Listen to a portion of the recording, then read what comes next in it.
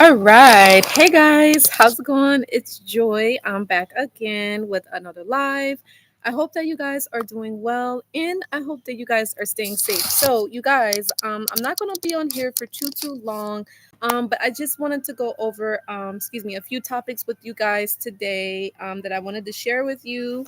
Um Actually, I forgot to do another spread on my other live. But anyway, I got this actually from one comment that I got a couple months or a couple weeks ago. But first off, I did want to say thank you guys for always leaving comments, likes, shares, subscriptions. Thank you guys because it definitely does help with the continuation of these videos and all that good stuff.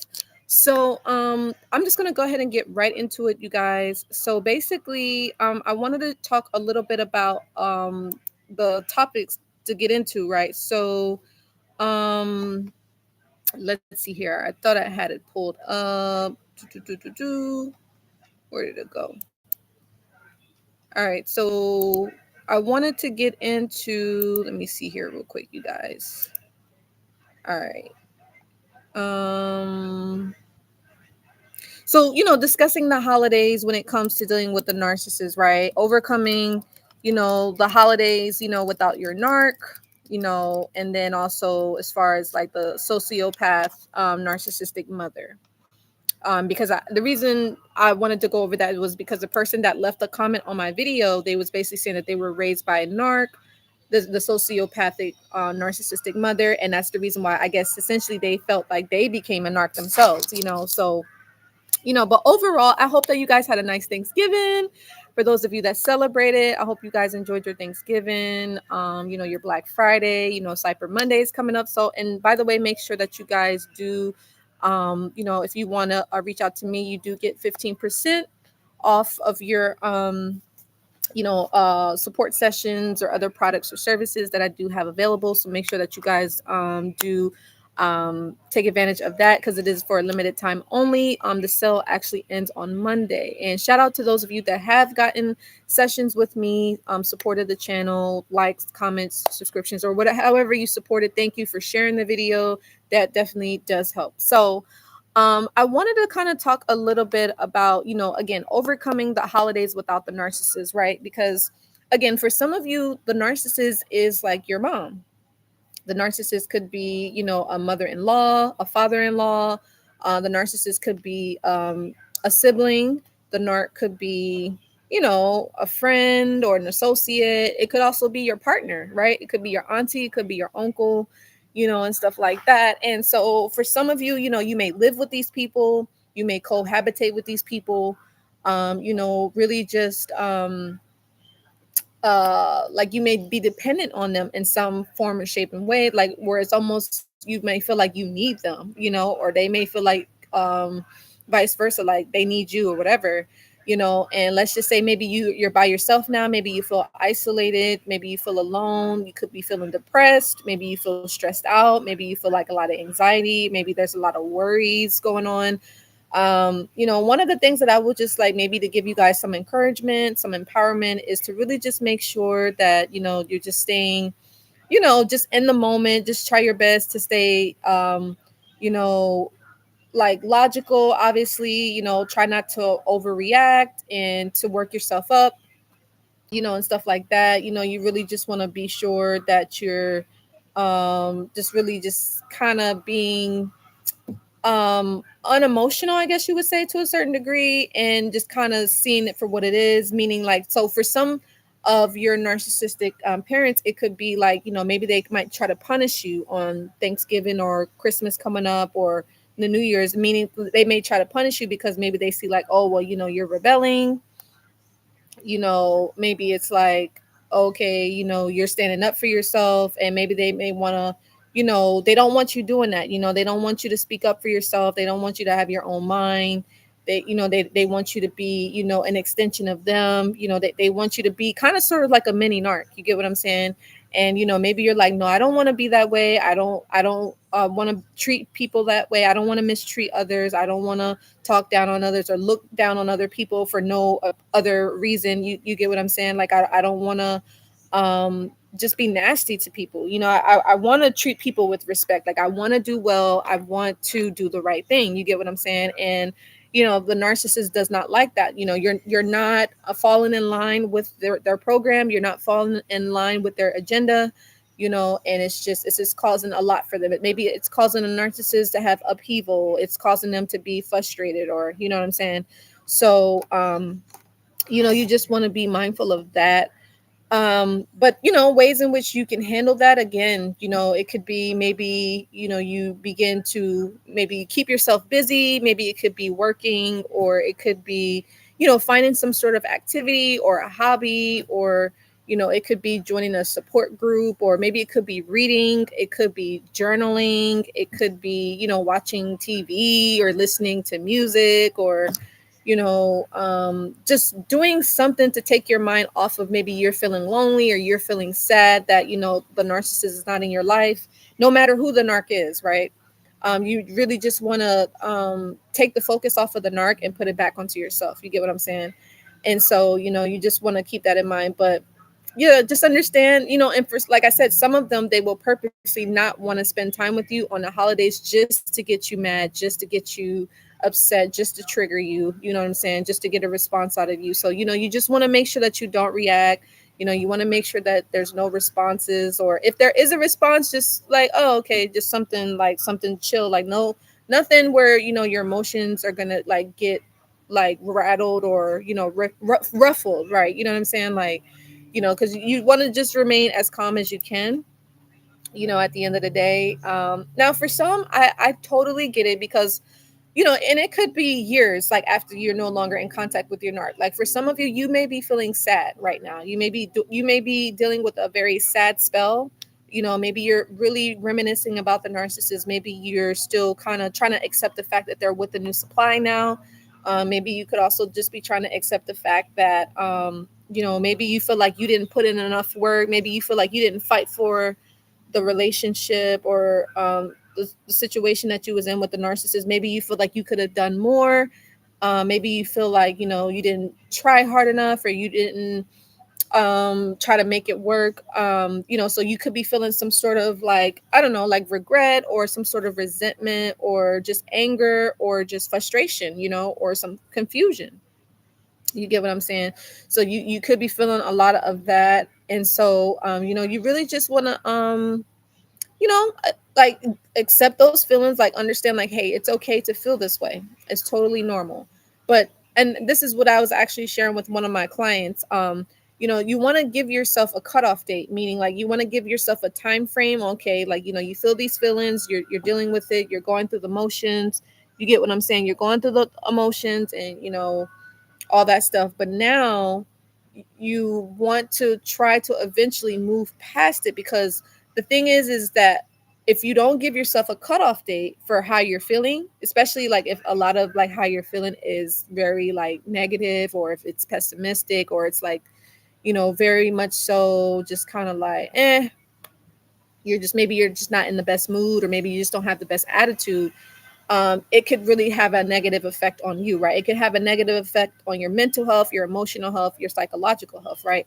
So you just want to be sure that if you give yourself a cutoff date, and then you're like, okay, now I'm gonna like just push myself to move past this, right? Not saying that you're not gonna feel those negative feelings, but you're just not gonna be in that sad spell anymore. You're not gonna be in that depressive state anymore. Because let's say you give yourself 3 months, 6 months, a year, give yourself as much time as you need. But like I said, you want to have a cutoff date where you can say, okay, I felt how I felt, and now I can move past this. Now, for some of you, you're like, well, man, like, how do I know if I'm never going to not feel this way?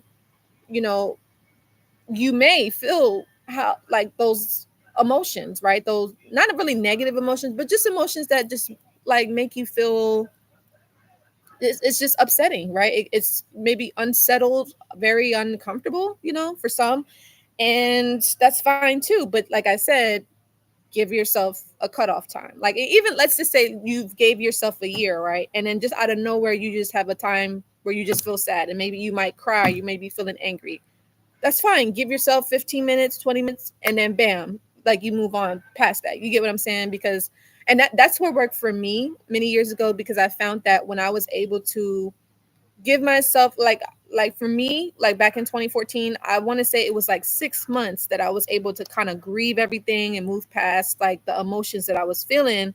And then after those 6 months had passed, not to say that I didn't feel those emotions, but it was just like it wasn't as bad, right? It wasn't as hurtful and it wasn't as painful, if that makes sense, right? So I hope that that makes sense as far as like, overcoming, not having the narcissist in your life during the holidays, because for sometimes and for some people, certain situations and circumstances, the holidays can actually trigger a lot of people, or it could be like birthdays, anniversaries, get-togethers. It could really trigger, like, just now. I wouldn't even say negative. Just maybe it's just an unsettling feeling, right? It's just uncomfortable, uneasy.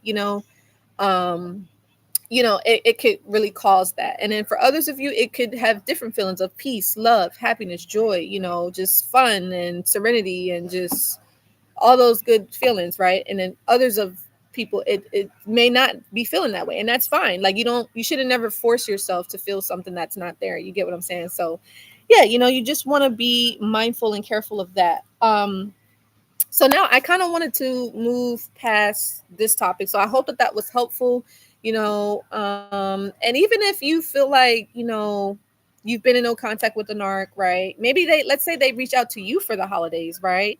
Or they contact you, or maybe it's a third party that contacts you and asks you for the narc, or asks about the narc, or asks about you, whatever. That's fine too, like, it's okay to make mistakes. It's okay to slip up, but just make sure that you get back on track.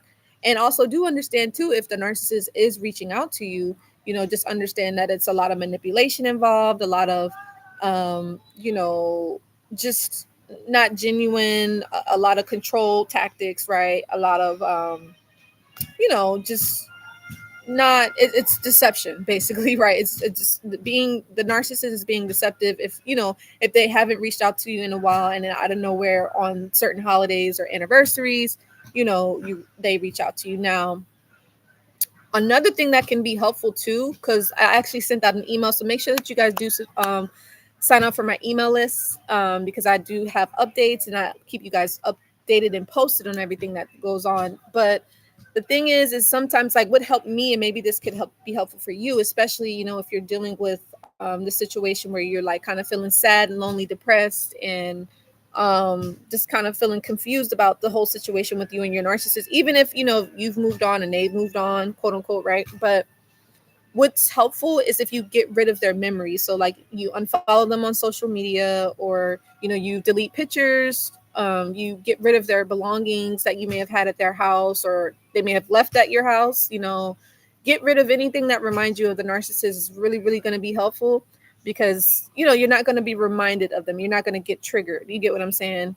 For that was most helpful for me. I know there was a piano, or like a keyboard, that the narc had given me many years ago, back in 2012 or 2011, that the narc had gave me. Now, I don't know if I ever shared this with you guys, but it took a long time for me to actually throw that keyboard away, because I associated that keyboard with a lot of like, success and like just mentorship, and just it was a lot of hope and dreams that went with that keyboard. And so when I threw it away, it was like, okay, yeah, like that's gone, like, you know what I'm saying? But I could start over, you know what I'm saying, otherwise, with another situation. But yeah, so it took, like, I want to say, because like I said, he had given me that keyboard in 2011, and I want to say I had threw that keyboard away in 2015, but I had no contact with him in 2014. So it took about a year for me to throw away that keyboard. It was a long while, you guys. So imagine, I know some of you guys may have things from the narcissist, belongings and stuff like that, and you may hold on to it, maybe. And we hold on to different things for many different reasons. You get what I'm saying? So, you want to just be mindful of that. But yeah, so in that regards, you have that going on. So anyways, yeah, so I hope that that was helpful and made sense. Now, as we do move forward in the next topic, I wanted to talk a little bit about, actually, let me get a drink of water real quick.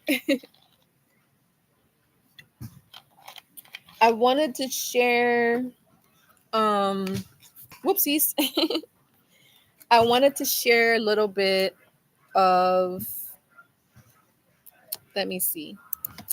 So as I mentioned, someone left a comment on my video, and they were basically just kind of talking about they were raised by a female a sociopathic narcissistic mother, and they basically admitted like, hey, yes, I am a narc, and it was only due to the fact that my mother was right.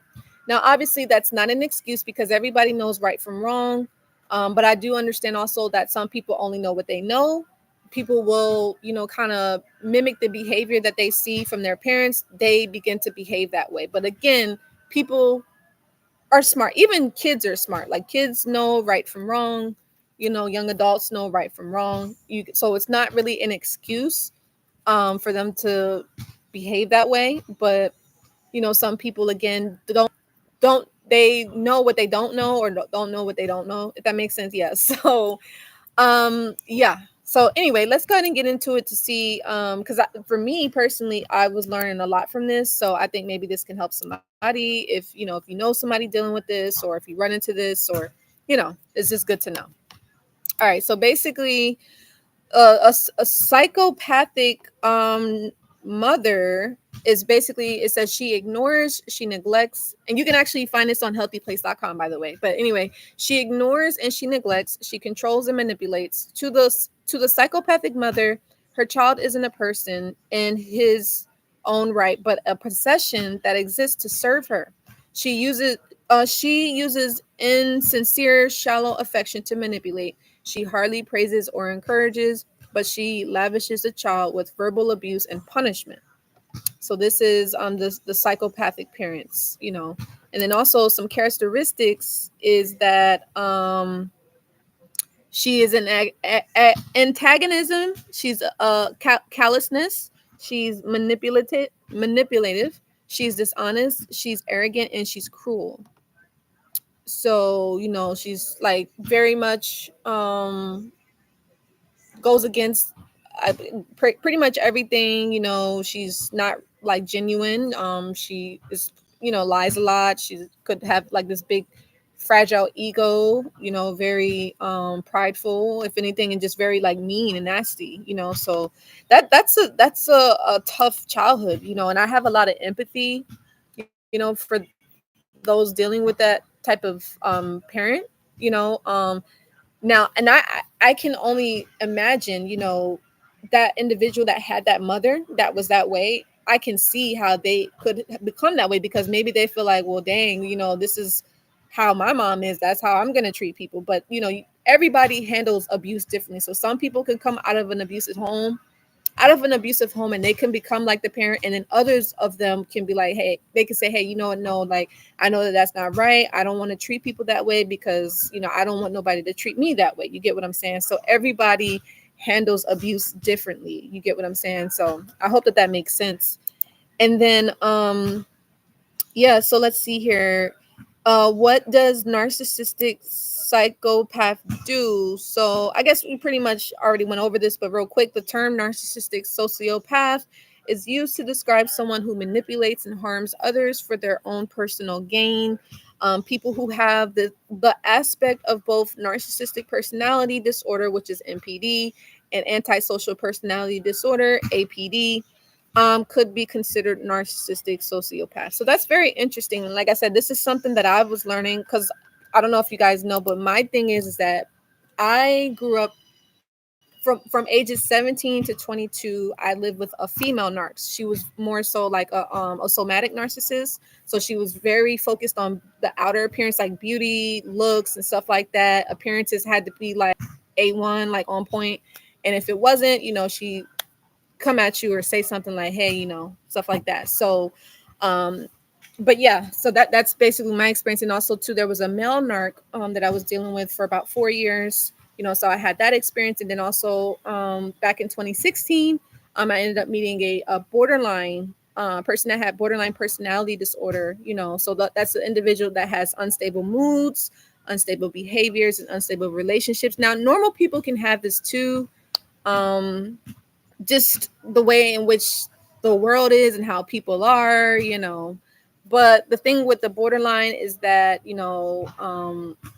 they're kind of similar to a narc to a certain degree. Sometimes the borderline, they may harm themselves, right? Or they may have a big fear of abandonment issues, or and stuff like that. So, but then actually we can go over that as well real quick for those of you that could be new to this topic, um and stuff like that. But yeah, I hope that this is helpful. You guys, make sure y'all give the video a like, share, subscribe. But yeah, so the borderline personality disorder is a mental illness that severely impacts a person's ability to manage their emotions. Okay, so it says the loss of emotional control can increase impulsivity, affect how a person feels about themselves, and negatively impacts their relationships with others. And this comes from National Institution of Health. So if you guys want to look more into that, just for a future reference, that's always a good thing. And I actually do talk about this in my first book that I wrote. I talk about my experience that I dealt with the borderline. So